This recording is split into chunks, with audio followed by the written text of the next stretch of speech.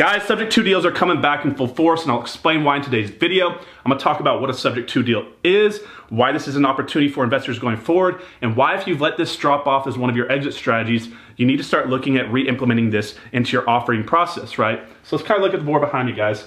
Subject to is back. What does subject to stand for? So you've heard this common in the real estate world. Subject to means you're buying a house subject to the existing mortgage, that current mortgage or debt staying in place in the seller's name. So here's kind of how it works. Say I came to you to buy your house and you wanted to sell your house to me at $100,000. And I make you an offer for $100,000, but I can only buy the house subject to the existing mortgage staying in place.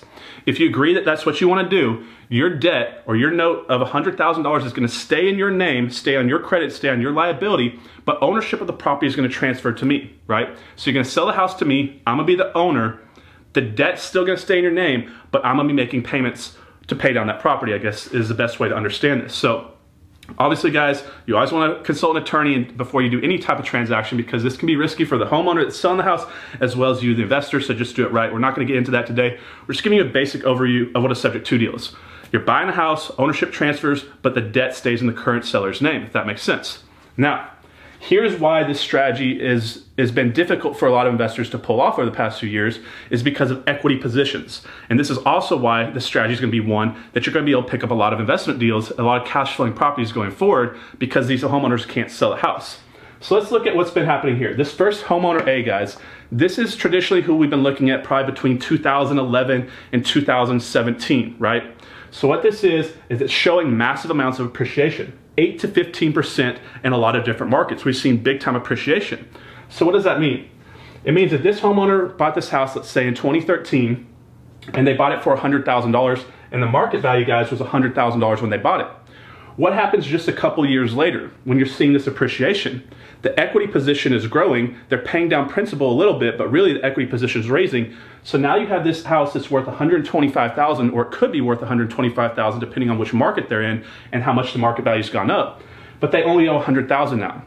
Actually, they'll owe a little bit less because they pay down for a couple years on the mortgage, right? So what's gonna happen is, if they get caught in foreclosure or they get caught in bankruptcy where they can't make their payments anymore, what are their options? They can sell the house, or they can get foreclosed on, or they can turn the house back over, however, depending on the arrangement of how they bought the house in the first place. So this equity position is very important, because most investors are willing to buy a house right now in most markets around the country between 75 cents on the dollar and 85 cents on the dollar. Now, if you do the math, $100,000 property owed, I guess if you owe $100,000 on the property, but the value is $125,000, that's only 80% of market value. So if this person gets caught in a trap, or gets caught in a situation that they're trapped in and they can't get out of, what they can do is they can discount that property and sell it to an investor. They can sell it for, say, $105,000, put a little bit of equity in their pocket, as well as get the house sold completely off their back, right? Because, guys, this is important to understand. When people are selling their house and they're wanting to sell it quickly, they're not really wanting to sell the house. What they're really wanting to sell is the debt, the stress, the anxiety, that weight of the world, that problem that they can't get off their back. So they want to sell the house and the debt. Really, they want to sell the debt. And when there's equity in there, like we've seen over the past 5-6 years where there's been so much appreciation, most of these houses have enough equity to just simply sell the house, and they don't even have to worry about it. But what's happening now, guys, is homeowner B, and this is why this is an opportunity for you if you like this strategy. So imagine you bought that same house for $100,000 in 2017, but your market has already slowed down and it's not going up anymore. It's really regressed or stagnated. Let's just say it's only gone up a little bit to 102K in value. Basically, it's where it was at, right? So now you don't have any equity in the house. So let's say you're missing payments, right? And you're about to go into foreclosure. You have no equity. The only way you can sell this house is because you're 30 days or less to the foreclosure sale, so you can't list it with a real estate agent because there's not enough time to close. A cash investor is not going to buy the house because it's a bad investment because there's no equity in it. But if you want to avoid a foreclosure and not have your credit messed up and not have a hit on your credit or have a foreclosure on your record, what are you going to do?